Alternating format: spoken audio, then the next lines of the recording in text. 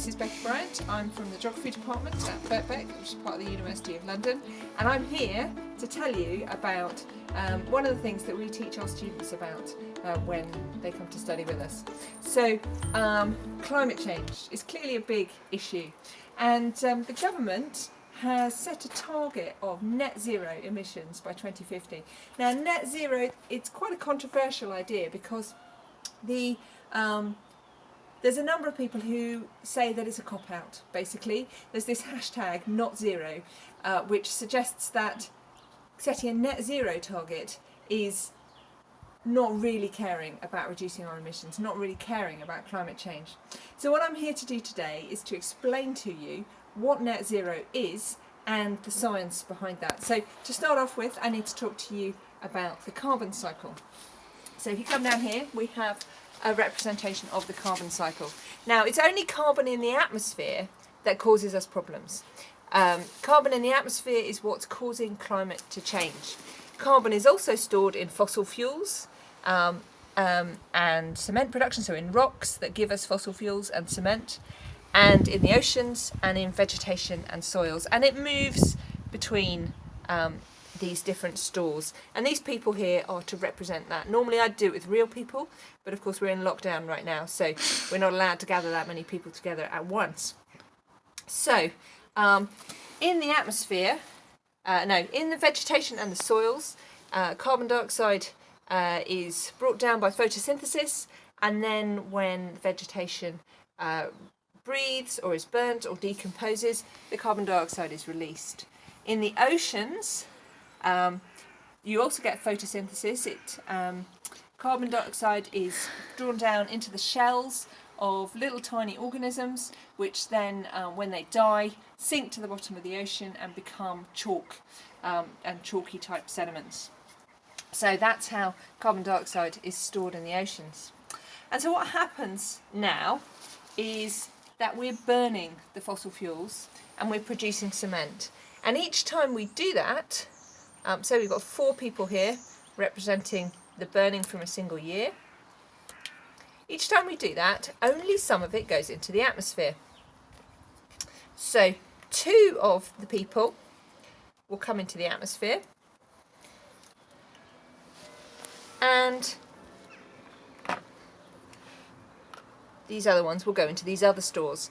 And what that means is that only half of the carbon that we release actually goes into the atmosphere, where it's going to cause us a problem. So let's do that again. Let's have another year's worth of emissions. And again, we're sending 2 people into the atmosphere.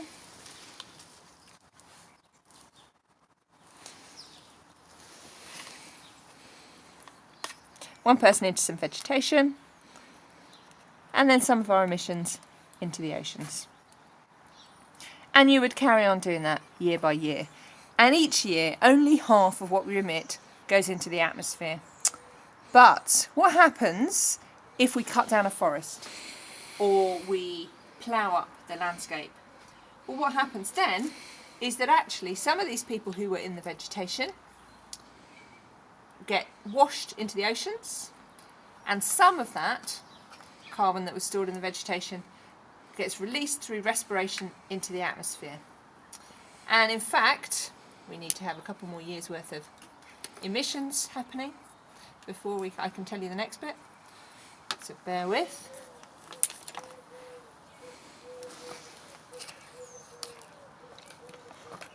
Okay, that's year 1. And here's year 2. See, we're depleting our fossil fuel stores dangerously low. This is not what we should be doing. We should be keeping it in the ground. But for the purposes of explaining. Right, so now, if we have land use change, we move people. But future climate change also means that the vegetation and soils and the oceans won't be able to store as much carbon for us. And this is a problem.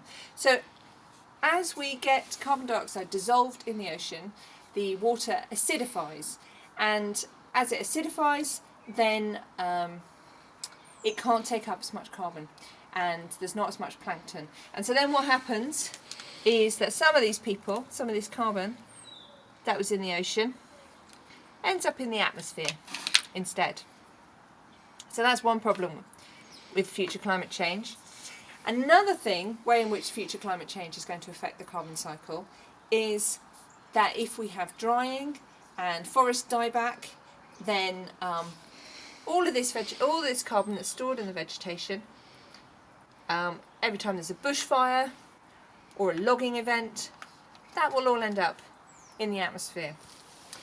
So we've got a situation where carbon that we emit into the atmosphere can move into any one of these stores, but future climate change makes it more likely that more of it will go into the atmosphere. At the moment, only about half of it goes into the atmosphere, but in the future, that could be more. So what are the actual numbers? The actual numbers are, each year, this is from an average value from 2009 to 2018, that's published by the Global Carbon Project. We're emitting 34.7 gigatons of carbon dioxide per year through our fossil fuels and 5.5 gigatons of carbon dioxide per year through deforestation. And 44% of that goes into the atmosphere, 29% into vegetation and soils, and 23% into the oceans. And so what happens is we get a gradual increase of carbon dioxide into the atmosphere, and that's what causes the problem. So, in an ideal situation, our emissions would equal these non-atmospheric sinks annually, so that we were emitting carbon, but it wasn't going into the atmosphere. But that's quite tricky to calculate. So what people have come up with is a concept of cumulative emissions. In 2014, the Intergovernmental Panel on Climate Change said in their report that to have a 66% likelihood to stay below 2 degrees C, we needed to emit no more than 1,000 picograms of carbon. So that's 2,670 gigatons of carbon dioxide in total since 1850. And now the problem is about half of that had already been emitted by 2011. And at the current rate, which is a scenario called RCP 8.5, we will exceed this limit around about 2050. But what we have to do, because of what we know about the carbon cycle, is we need to think of it as a tub that we can't fill up. So what we've got here, this is the carbon that had been emitted up to pre-industrial levels, and this is where we are around about now. So we've had about 1 degree of temperature rise, and we've emitted around about 500 picograms of carbon. And then this is where we're trying to stay below. And what I've done is I've put a little hole in the bottom of this tub in order to represent the carbon that's going into the oceans and the vegetation. I'm going to pour some water in.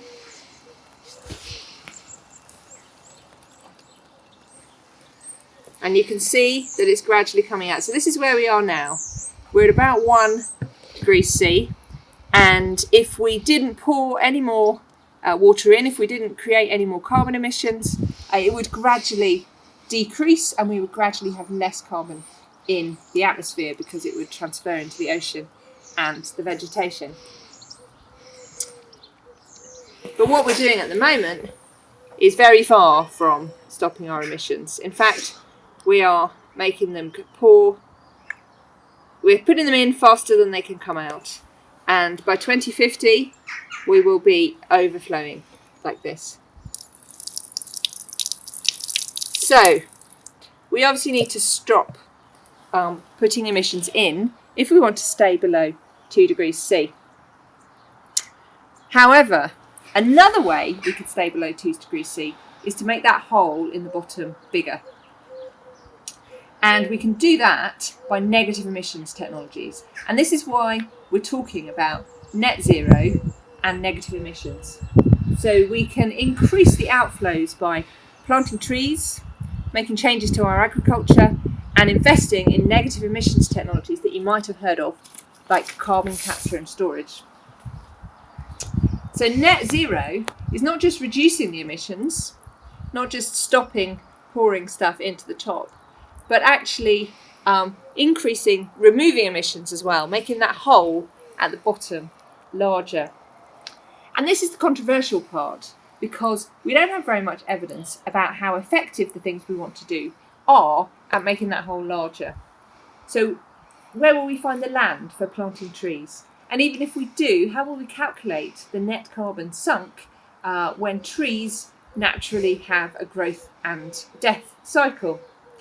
And does carbon capture and storage actually work? How big are we going to be able to make that hole at the bottom? We can't just rely on making that hole bigger, because we don't know how much bigger we can make it. And also, if we rely too much on those technologies, then we might have that overflow. We might overshoot 2 degrees C, and we might cause parts of the climate system to tip into different states, like the Amazon might die back catastrophically. But the problem with being completely negative about the idea of net zero is that reducing emissions enough is really difficult. And so actually we're going to have to do both. We're going to have to reduce emissions, so stop pouring water in the top, and make the hole at the bottom bigger. And the reason we need to do that is because some sectors of our economy are hard to decarbonise. And also because these shifts take time, and we may not have enough time just to wait for the reductions in emissions. And so this is just a diagram of the hardest to decarbonise sectors. And you can see we've got, so load following electricity, that means coal-fired power stations, gas-fired power stations that are easy to switch on and off. Aviation and shipping, of course, they're very prominent ones that we all know about. Cement production and iron and steel production. And a lot of renewable energy technologies need cement and iron and steel. So we are going to have to do some emissions removal, not just emissions reduction. And so that's why net zero is a necessary target, even if we are trying our hardest to reduce emissions.